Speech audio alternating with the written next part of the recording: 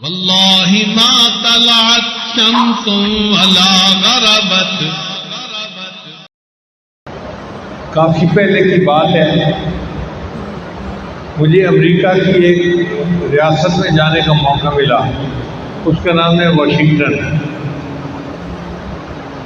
یہ Washington D C نہیں ہے، ایک اسٹیٹ ہے جس کا نام واشنگٹن ہے، بہت دور کنارے پر ہے.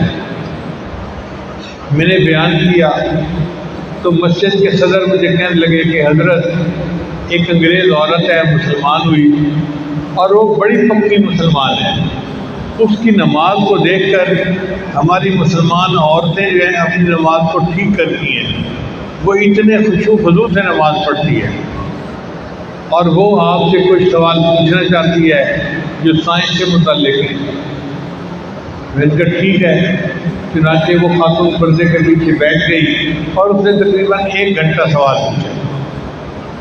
وہ سائنس سے، اسلام کے متعلق تھے. میں نے ان کے جواب دیے تو وہ بہت خوش ہو گئی. پھر کہنے لگی کہ میں مطمئن ہوں کہ آپ نے میرے دل کو تسلی کروا دی.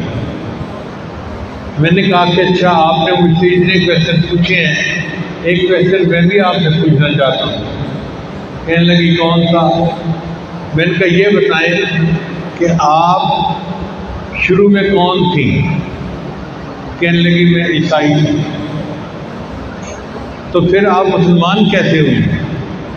کیونکہ عام طور پر کسی دوست کی وجہ سے، واقف کی وجہ سے، کسی خواب کی وجہ سے لوگ مسلمان بنتے ہیں، اسلام کو قبول کرتے ہیں.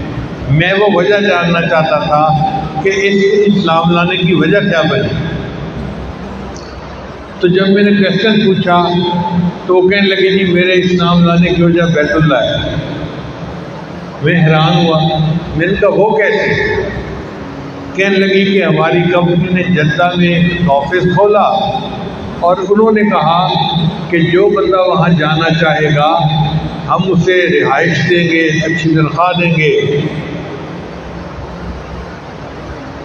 اور 2 سال کے بعد پھر اسے اپنی کمپنی میں امریکہ واپس بلا لیں گے. بہت لوگوں نے اپنے نام پیش کیے. میرا ہسبینڈ یہودی تھا اور میں عیسائی تھی. ہم نے بھی اپنے نام دے دیے. اللہ کی شان دیکھیں کہ ہماری درخواست قبول ہو گئی اور ہم جدہ پہنچ گئے. جب مکان لیا، رہنے لگے، تو میں دیکھتی کہ کچھ لوگ ہیں جو سفید چادروں میں لپٹے ہوئے جا رہے ہیں. تو میں اپنے ہسبینڈ سے پوچھتی کہ یہ کون لوگ ہیں؟ وہ کہتا کہ یہ حج کرنے کے لیے بیت اللہ جا رہے ہیں. میں پوچھتی بیت اللہ کیا ہے؟ وہ کہتے ہیں ایک جگہ ہے جس کو مسلمان اللہ کا گھر کہتے ہیں. کہتی ہے میرے دل میں شوق پڑتا تو میں اسے کہتا کہ مجھے بھی دکھا کے لاؤ. اس نے کہا نہیں، وہاں غیر مسلم نہیں جا سکتے. کہنے لگی کہ وقت کے ساتھ ساتھ میں نے بھی مسلمان عورتوں کی طرح حجاب لینا خرید لیا اور عبایا پہننا شروع کر دیا. تو دیکھنے سے ایسے لگتا تھا جیسے میں مسلمان عورت ہوں. اور خامد کے لیے میں نے ایک ٹوپی لے لی اور 1 دن عشاء کے بعد میں نے کہا کہ چلو آج بیت اللہ دیکھ کے آتے ہیں. اگر راستے میں پولیس والوں نے روک دیا تو واپس آ جائیں گے اور اگر جانے دیا تو دیکھ کے آئیں گے. کہنے لگے کہ ہم بھی چل پڑے. شمیسی کے اندر جو چیک پوسٹ ہے وہاں پہ بہت رش ہوتا ہے اور ایک گاڑی کو کھڑا کر کے چیک نہیں کرتے، بلکہ جب پولیس والے تھکے ہوئے ہوں تو دور سے شکل دیکھ کے وہ اشارہ کر دیتے ہیں جاؤ جاؤ جاؤ. کہنے لگی جب ہم پہنچے تو انہوں نے ہمیں بھی اشارہ کر دیا جاؤ. ہم بہت خوش ہو گئے کہ ہم چیک پوسٹ سے نکل آئے. ہم مکہ مکرمہ پہنچے، گاڑی کھڑی کی اور حرم میں آ گئے. اب ہمیں پتہ نہیں تھا کہ حرم کیا ہے.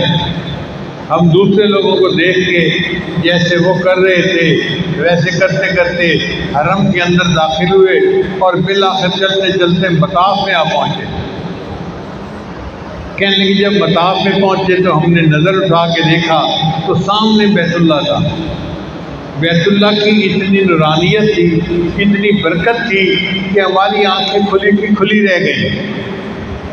تھوڑی دیر کے بعد میں نے اپنے ہسبینڈ کو دیکھا تو اس کی آنکھوں میں آنسو تھے، اور ہسبینڈ نے میری طرف دیکھا تو میری آنکھوں میں بھی آنسو تھے۔ اس نے مجھ سے پوچھا کہ تم کیوں رو رہی ہو؟ میں نے اس سے پوچھا آپ کیوں رو رہے ہیں؟ وہ کہنے لگا مجھے کچھ پتہ نہیں، مگر اس گھر کو دیکھ کے میرے دل کی کیفیت ایسی ہوئی ہے کہ میرے آنکھوں سے آنسو جاری ہو گئے، اور یہ ریئل ہے، یہ جھوٹ نہیں ہے۔